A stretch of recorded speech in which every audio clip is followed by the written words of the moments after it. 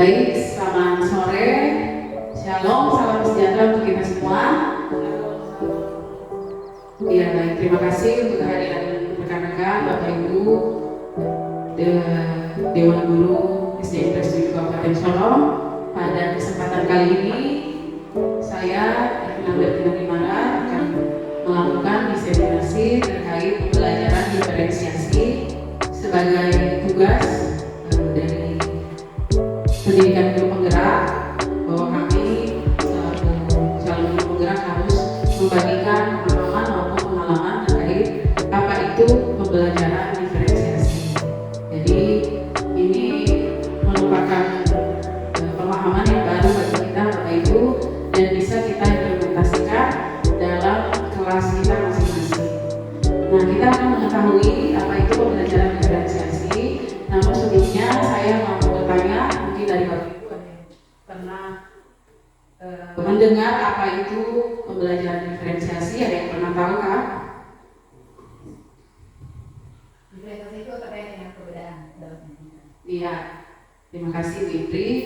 Ya, diferensiasi sendiri itu artinya berbeda atau perbedaan atau membedakan. Itu dalam bahasa Inggris, artinya dalam bahasa Indonesia artinya perbedaan. Berarti pembelajaran yang berdasarkan memperhatikan aspek perbedaan atau membedakan.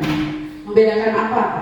Nah, untuk itu kita ada di sini untuk sedikit mengetahui tentang perkembangan pendidikan di era kita saat ini yang sudah sangat berkembang, apalagi kita dituntut untuk bisa melaksanakan IKM, implementasi kurikulum merdeka, dan salah satunya adalah pembelajaran diferensiasi.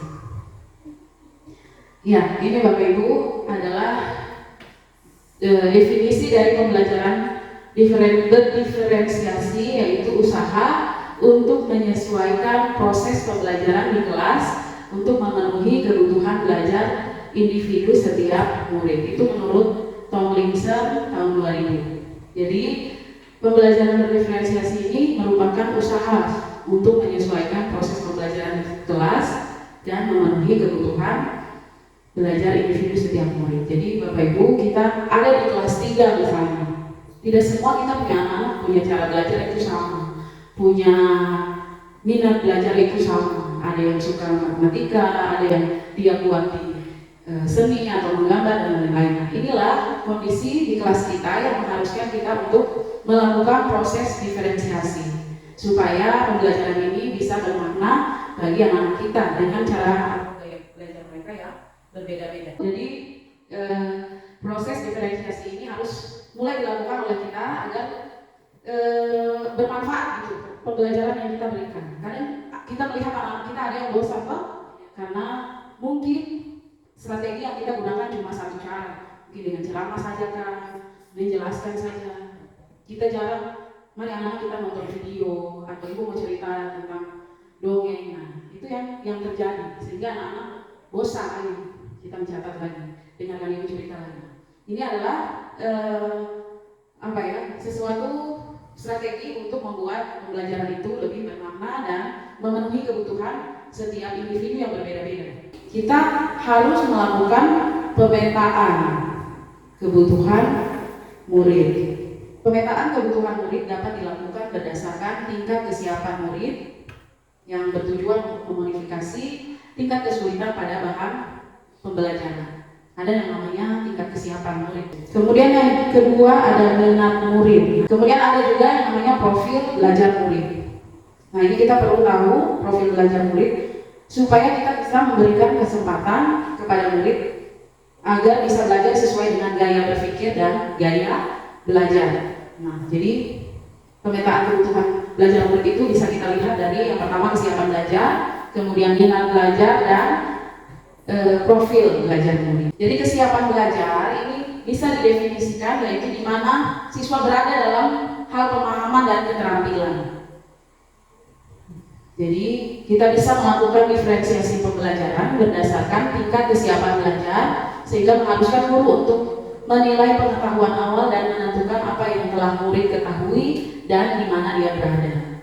Misalnya dalam satu kelas berkalian 1 sampai 10, ada yang sudah bisa 1 sampai 3, ada yang sudah bisa 1 sampai 6, ada yang 1 sampai 10. Nah itu adalah tingkat kesiapan belajar. Bagaimana tingkat pemahaman anak itu dia berada di mana? Ya, jadi pemahaman awal si anak ini dia berada di mana? Kadang mungkin anak-anak sudah belajar dari rumah, dia sudah ada yang mengajari dia atau kakaknya yang sudah mengajari dia, sehingga anak itu ada yang sudah bisa. Atau tidak usah jauh-jauh dalam hal membaca saja. Nah, itu tingkat kesiapan belajar anak. Ada yang sudah mampu, kita latih beberapa kali sudah bisa.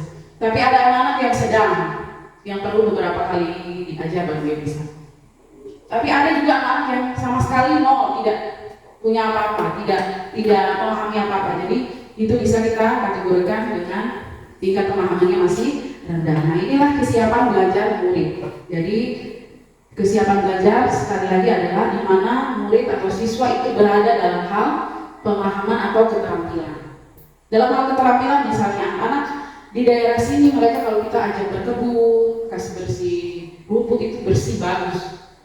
Atau kita ajak mereka tanam-tanam, mereka sudah punya bekal dasar gitu kan. Tapi berbeda dengan anak kita atau murid-murid yang ada di kota sana. Kesiapan mereka, belajar mereka secara keterampilan itu belum bisa melakukan apa yang anak-anak di tempat kita ini lakukan. Nah, itu kesiapan belajar. Kita lihat contohnya misalnya, nah ini dalam kegiatan pembelajaran atau kita dalam menyusun perangkat pembelajaran Bapak Ibu. Misalnya pelajaran matematika, tujuan pembelajarannya adalah murid dapat menyajikan dan menyelesaikan masalah yang berkaitan dengan keliling bangun data. Kita membuat pemetaan kebutuhan belajar dan memberikan penugasan seperti di bawah ini. Jadi ini pelajaran tentang keliling bangun data. Ini mungkin di kelas 4 ya teman-teman. Kita lihat di kesiapan belajarnya. Ada 3. Yang pertama, beberapa murid telah memahami konsep keliling dapat melakukan operasi hitung dasar. Kemudian ada juga beberapa murid yang telah memahami konsep keliling namun belum lancar dalam melakukan operasi hitung dasar. Hitung dasar itu mungkin perkalian, penjumlahan, pembagian, seperti itu. Kemudian kesiapan murid yang ketiga yaitu ada beberapa murid yang belum memahami konsep keliling. Nah, ada tiga kesiapan belajar, 3 bentuk kesiapan belajar dalam anak-anak kita. Apakah kita bisa kasih soal yang sama, Bapak Ibu, untuk semuanya anak-anak ini? Ada yang sudah tahu bagaimana apa itu rumus bangun data. Kemudian ada yang sudah tahu tapi belum bisa perkalian atau penjumlahan. Dan ada yang sama sekali belum bisa apa-apa. Biasanya Bapak Ibu menemui itu di kelas ketiga. Kira-kira kita kasih soal yang sama atau bagaimana? Sama, cuman lebih pendekatan ada 3 tahap, misalkan ada yang 1 kali dijelaskan nanti, ada yang 2 kali, ada yang sama sekali harus punya. Oke. Jadi soalnya menurut Ibu itu sama tapi prosesnya yang perlu berulang-ulang dibedakan. Nah, itulah yang disebut pembelajaran berdiferensiasi. Nah, tadi kita sudah lihat kesiapan murid, jadi dia punya pemahaman awal itu seperti apa. Nah, tugas yang diberikan oleh guru yang pertama, murid diminta mengerjakan soal tantangan yang mengaplikasikan konsep keliling dalam kehidupan sehari-hari. Murid akan diminta untuk bekerja secara mandiri dan saling memeriksa pekerjaan masing-masing. Nah, yang pertama ini biasanya anak-anak yang sudah paham, anak-anak yang dia punya intelektual lebih di atas daripada yang lain. Jadi anak-anak diminta mengerjakan soal ini sepertinya soal cerita. Biasa di matematika tuh ada soal cerita tentang bangun data. Mungkin ada luas kebun ini persegi panjang, berbentuk persegi panjang, silakan anak-anak cari kelilingnya. Anak-anak yang seperti ini dengan kesiapan belajar seperti ini, mereka pasti bisa mengerjakan karena dia sudah mampu menghitung operasi hitung dasar dan dia sudah paham tentang keliling bangun data. Jadi tugasnya berbeda. Nah, untuk anak-anak dengan pemahaman yang sedang, tugasnya itu murid menggunakan bantuan benda-benda konkret untuk menghitung keliling bangun data. Misalnya menggunakan lidi atau sedotan. Jadi ini anak-anak yang masih pemahamannya sedang. Jadi kita perlu menggunakan benda-benda yang konkret yang bisa anak-anak lihat. Jadi menggunakan lidi atau sedotan. Jika mengalami kesulitan, murid diminta menerapkan strategi 3 before me atau bertanya kepada teman 3 orang sebelum bertanya langsung pada guru. Jadi dia boleh tanya ke teman yang lebih memahami atau lebih bisa. Jadi kalau temannya tidak tahu baru boleh tanya kepada guru. Nah, guru akan sesekali datang ke kelompok ini untuk memastikan tidak ada miskonsepsi. Jadi guru akan cek kelompoknya masing-masing supaya yang temannya kasih tahu itu benarkah tidak terjadi miskonsepsi.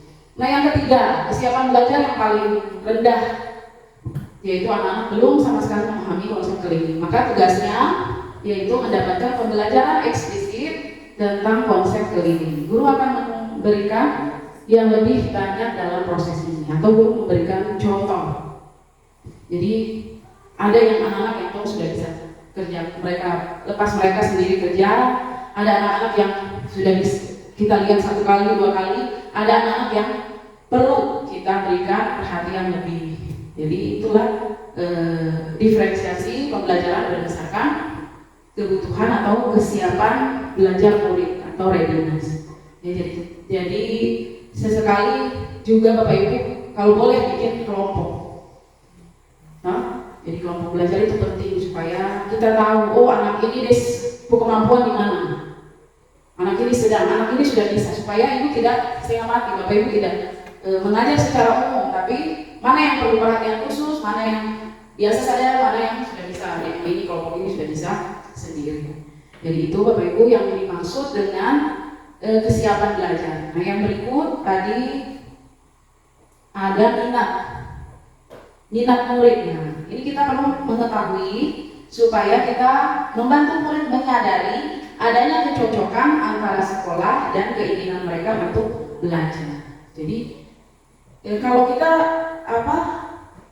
merasa cocok dengan sekolah, oh sekolah bisa mengakomodir apa yang saya suka. Macam besok ini kita mau senam, ya. Anak-anak yang suka tari, suka goyang, itu mereka pasti masuk. Oh, Bapak sekolah pasti ramai. Anak-anak yang suka seni, pasti mereka ada di situ. Itu kenapa? Karena minat belajar mereka ada di situ. Jadi mereka merasa cocok. Oh, sampai anak kecil siapa bilang, ibu saya senang sekolah ini karena dia goyang-goyang terus. Jadi dia senang karena merasa cocok dengan apa yang sekolah, strategi pembelajaran yang sekolah berikan. Sehingga berarti dari situ kita bisa tahu, oh anak ini dia punya minat belajar di seni atau di musik atau di tari-tarian begitu. Jadi itulah yang dinamakan minat murid. Nah, kita lihat di sini, ini minat murid. Minat murid itu berbeda-beda. Dengan kita mengetahui minat murid, kita jadi tahu anak ini punya potensi di mana. Mungkin dia tidak bisa matematika, tapi dia menggambarnya bagus. Jadi kita sebagai guru, kita membantu menemukan apa yang anak-anak kita sukai. Nah, ini ada banyak minat kegemaran, ada seni rupa, fotografi, lukisan patung, literatur, berupa puisi, prosa, kemudian atletik, olahraga, ilmu sains, matematika, politik, dan lain-lain.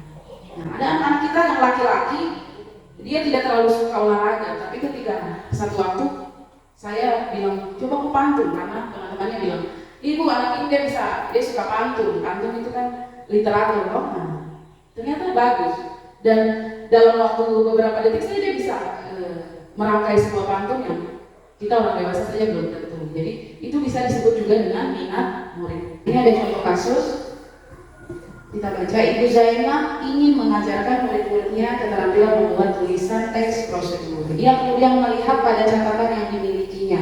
Ia menemukan bahwa di kelasnya ada 8 orang murid yang sangat menyukai kegiatan olahraga, 6 orang murid yang menyukai hal yang berkaitan dengan sains, 4 orang senang membuat prakarya, dan 2 orang senang memasak. Nah, ini ibu guru ini dia punya catatan. Jadi Bapak Ibu di data siswa itu perlu ditulis hobinya anak-anak, minatnya mereka itu apa, supaya kita bisa menyesuaikan dengan rancangan pembelajaran yang akan kita buat. Nah, sementara ibu ini mau mengajarkan tentang teks prosedur. Nah, kita lihat minat anak-anak ini berbeda-beda, kan? Ada yang menyukai olahraga, ada yang menyukai sains, prakarya, dan memasak. Kemudian apa yang Ibu Zainab lakukan? Nah, di sini setelah selesai mendiskusikan tentang apa dan bagaimana membuat tulisan berbentuk prosedur, Bu Zainab meminta murid berlatih sendiri berlatih membuat tulisan berbentuk prosedur. Setiap murid diperbolehkan untuk menulis dengan topik sesuai dengan minat mereka. Ada murid yang membuat tulisan prosedur memakai prosedur memasak nasi goreng. Ada murid yang memilih membuat tulisan tentang prosedur membuat bunga dari sedotan. Nah, ini kan sudah sesuai dengan anak-anak punya kesukaan kan? Yang suka memasak, dia tinggal menulis teks prosedur memasak nasi goreng. Jadi mereka melakukan hal yang mereka suka. Kemudian yang suka prakarya, mereka tinggal menulis teks prosedur membuat bunga dari sedotan. Gitu.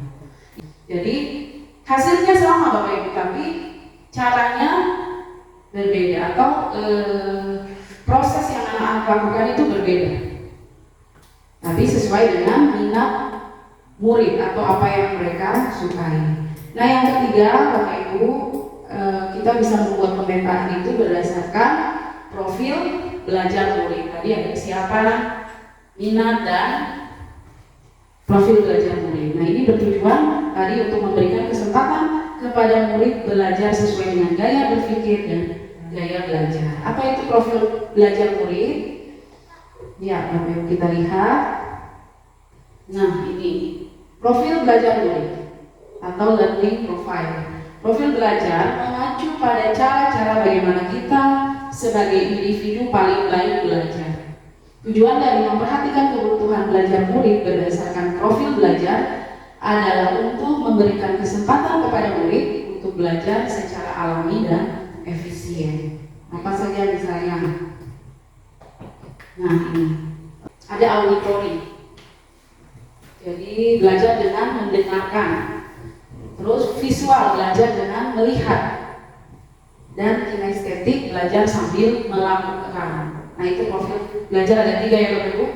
Yang pertama audio, kita bisa cepat memahami kalau dengan mendengar. Misalnya dengar orang bicara, menerangkan, ibu guru menerangkan, kita cepat paham. Ada yang lihat video atau nonton, itu mereka cepat paham. Ada juga yang kinestetik, itu belajar sambil melakukan. Jadi misalnya kita jelaskan perkalian, terus kita cuma diterangkan saja, kita tidak akan paham. Tapi ketika kita latihan soal, mengerjakan soal, baru kita paham. Itu namanya kinestetik. Jadi kita melakukan dulu baru kita bisa. Sama dengan anak-anak kita juga Bapak Ibu. Ini hal-hal ini perlu diperhatikan. Jadi sesekali kita perlu juga kasih lihat mereka gambar, atau kasih lihat video, atau anak-anak kita nonton video saja hari ini, nonton film. Jadi anak-anak terpenuhi, mereka punya gaya belajarnya. Tidak setiap saat hanya dengarkan ibu guru cerita, kemudian mereka mencatat. Atau mengerjakan soal. Nah, itu nanti hanya anak-anak dengan gaya belajar kinestetik saja yang terpenuhi, sementara yang audio dan visual tidak terpenuhi. Nah, ini Bapak Ibu profil atau gaya belajar pada anak-anak kita. Nah, kita sudah tahu banyak perbedaan dalam diri satu orang saja. Apakah kita bisa mengakomodir mereka dengan gaya belajar atau dengan metode pembelajaran yang satu saja? Bisa tidak Bapak Ibu?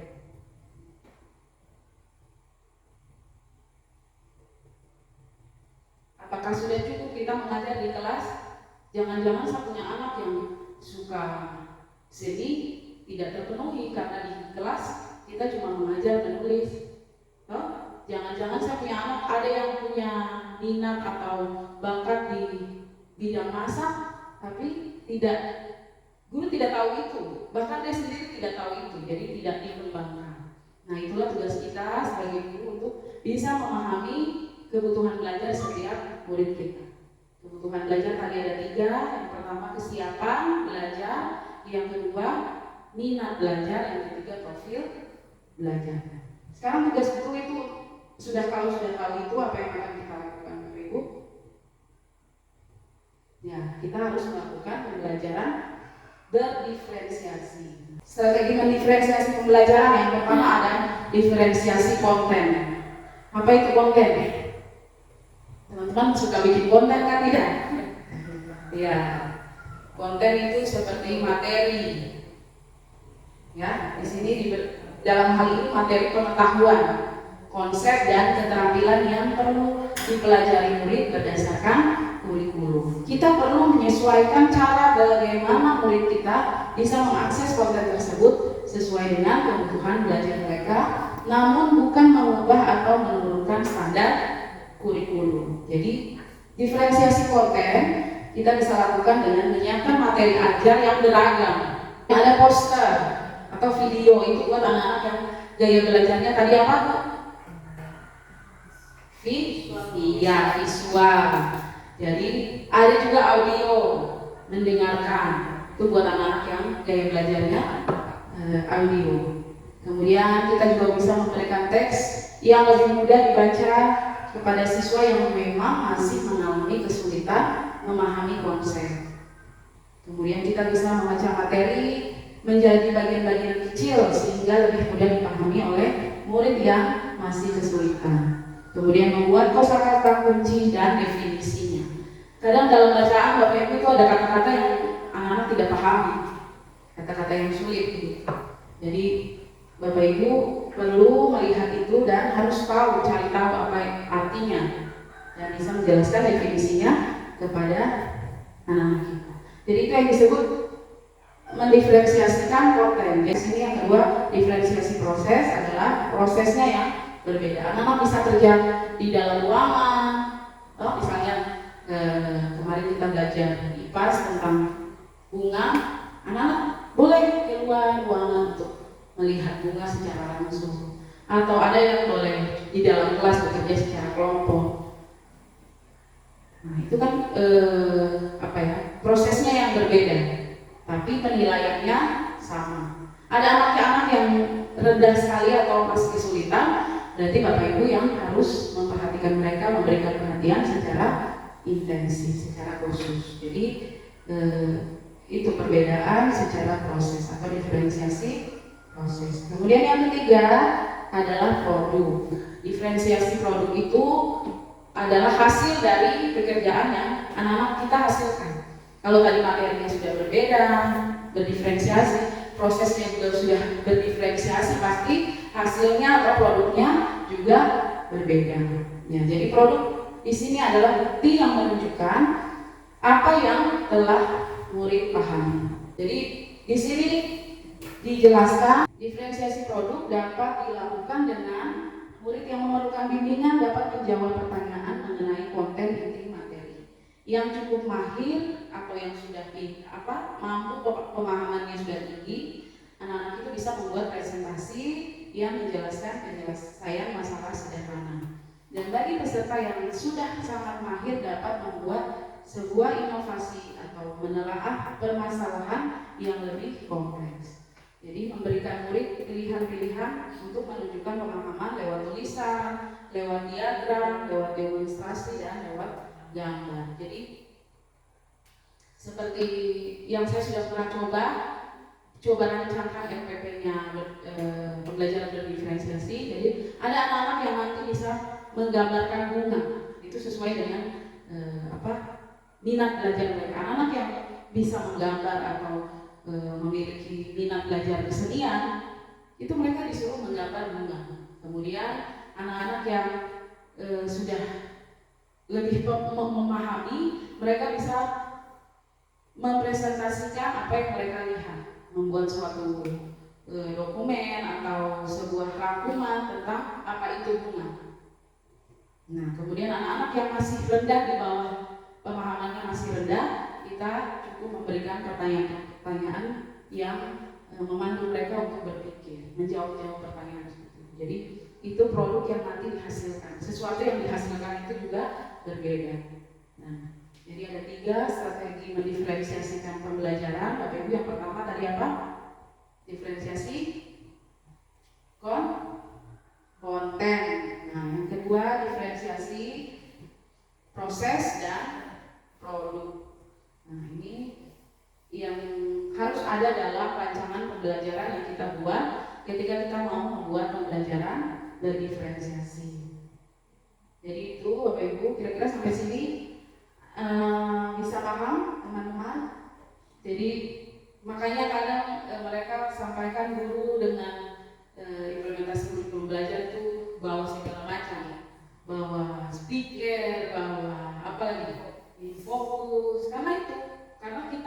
dalam rangka untuk memenuhi perbedaan karakter anak-anak kita, gaya belajar anak kita, kesiapan belajar mereka. Jadi tugas guru harus semakin lebih kreatif dalam menciptakan atau merancangkan kegiatan pembelajaran dengan harapan semua anak-anak kita terpenuhi. Mereka punya minat belajar, mereka punya gaya belajar. Kaitannya dengan pembelajaran berdiferensiasi, yaitu upaya untuk memenuhi kebutuhan belajar siswa yang beragam sesuai kodrat alam dan kodrat zaman. Kodrat zaman itu apa Bapak Ibu? Perubahan atau perkembangan zaman. Jadi tugas kita memetakan dulu, kemudian kita bisa mengatur strategi yang diperlukan dalam pembelajaran. Itulah yang disebut pembelajaran berdiferensiasi. Jadi kita bisa mulai semester ini, teman-teman bisa sudah kenal murid-muridnya toh. Kira-kira secara kesiapan belajar saja pasti Bapak Ibu sudah tahu anak ini deh sampai di mana, di tahap mana si Gilang dibandingkan dengan Matias, pasti berbeda.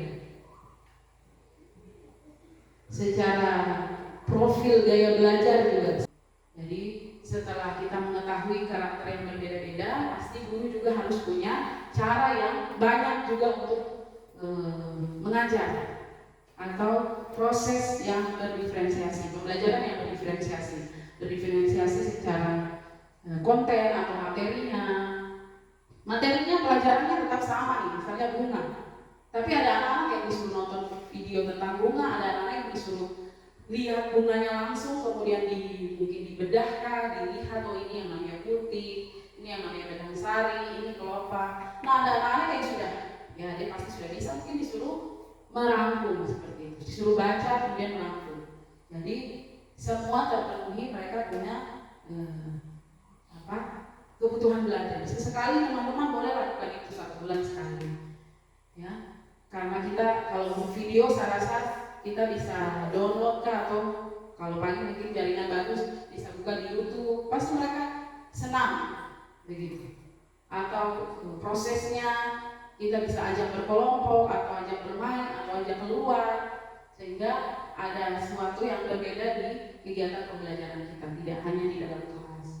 Nah itu tugas kita sebagai guru. Mari kita mulai mencoba, sekalipun kita ada di daerah terpencil, tetapi mau tidak mau kita harus mengikuti perubahan zaman dan perkembangan kurikulum. Nah Bapak Ibu, ini selanjutnya adalah langkah-langkah perancang pembelajaran berdiferensiasi. Yang pertama seperti biasa, kalau membuat RPP kita harus menentukan tujuan pembelajaran. Kemudian petakan kebutuhan belajar murid di kelas kita. Secara kesiapan belajar aja dulu, misalnya Niko, Paulus, Sintike, ini 4 orang ini kesiapan belajar masih rendah. Ibu harus punya catatan itu. Kemudian nanti yang berapa orang, 4 orang sedang, atau secara membaca juga ibu kan harusnya punya catatan toh. Terus yang sudah tinggi siapa-siapa nama-namanya. Nah dari situ kita bisa menentukan strategi atau alat penilaian yang akan kita gunakan. Setelah membagi atau memetakan kebutuhan belajar di kelas. Oh si Matias ini tidak bisa belajar dalam kelas. Mungkin bagi orang berapa orang, kesana kamu pergi cari ini. Sehingga ada sesuatu yang berbeda. Supaya satu hari itu dia tidak di luar saja. Nanti apa yang dia bawa pulang ke rumah? Tadi bermain di luar. Jadi kita harus kreatif, guru harus punya akal banyak. Mungkin ada sesuatu yang menarik di luar kelas, tinggal ini keluar. Oh iya, sudah nanti dengan ibu kita jalan ke sana belajar atau menulis atau melihat apa yang ada di lingkungan. Kemudian langkah yang ketiga, ya menentukan strategi dan alat penilaian yang akan digunakan. Menentukan strategi pembelajaran, dalam bekerja dalam kelompok, kemudian ya tadi strateginya ada 3 tadi toh, strategi konten, proses dan produk. Kemudian alat penilaian yang ibu akan gunakan apa? Dan yang keempat, merancangkan kegiatan pembelajaran dan diferensiasi berdasarkan hasil pemetaan kebutuhan belajar murid. Kemudian setelah itu berjalan, Bapak Ibu melakukan refleksi secara berkelanjutan. Jadi ini harus berproses, dicoba, kemudian ada kekurangan di mana kita melakukan refleksi dan perbaikan. Jadi Bapak Ibu, ini kita melihat di sini adalah tujuan pendidikan menurut Ki Haji Abdul Muhtar adalah menuntun segala kodrat yang ada pada anak-anak agar mereka mencapai keselamatan dan kebahagiaan yang setinggi-tingginya sebagai manusia maupun anggota masyarakat. Jadi kita menuntun anak ini, dia punya kodrat ini kemana? Bukan kita memaksakan kehendak kita ya Bapak Ibu, tapi kita menuntun. Mau anak ini dia punya tadi yang tadi minat belajarnya itu kemana? Anak yang tidak suka menyanyi, jangan kita paksakan menyanyi. Anak yang tidak suka main bola, jangan kita paksakan. Tapi kalau kita melihat, oh anak ini dia punya bakat di sini, kita harus menuntun dia untuk mencapai kebahagiaan atau kebermanfaatan dia sebagai manusia dan sebagai anggota masyarakat. Nah, ini kaitannya dengan pembelajaran berdiferensiasi, yaitu upaya untuk memenuhi kebutuhan belajar siswa yang beragam sesuai kodrat alam dan kodrat zaman. Pembelajaran berdiferensiasi ini juga sesuatu hal yang baru dan perlu kita coba supaya kita kenal, kita punya anak-anak dan kita tahu kira-kira apa yang dong butuhkan. Itu terjadi yang kita harus pahami dan kita harus mengakomodir itu untuk memaksimalkan potensi anak-anak kita. Jadi sementara itu yang bisa saya sampaikan. Nanti kita bertemu lagi, kita diskusi lagi apa yang Ibu Dorang sudah buat, kira-kira mau menggunakan strategi seperti apa dalam pembelajaran, bisa kita diskusikan di lain waktu. Yang jelas kita boleh untuk memetakan anak-anak kita berdasarkan kesiapan belajarannya dulu, tinggi, sedang, dan rendah. Saya rasa itu tidak susah ya. Mungkin Bapak Ibu juga punya catatan tersendiri terkait anak-anaknya di kelas. Demikian yang bisa saya sampaikan. Selamat sore dan terima kasih untuk perhatian dari teman-teman Bapak Ibu. Kiranya apa yang saya sampaikan ini bisa bermanfaat buat kita selaku guru, menambah ilmu kita. Kita berdiskusi, saya juga masih terus banyak belajar. Apa yang Bapak Ibu tahu bisa kita berbagi sama-sama di komunitas belajar kita. Mungkin itu Bapak Ibu. Demikian saya tutup. Selamat sore semua. Selamat beraktivitas kembali. Tangan Bapak Ibu.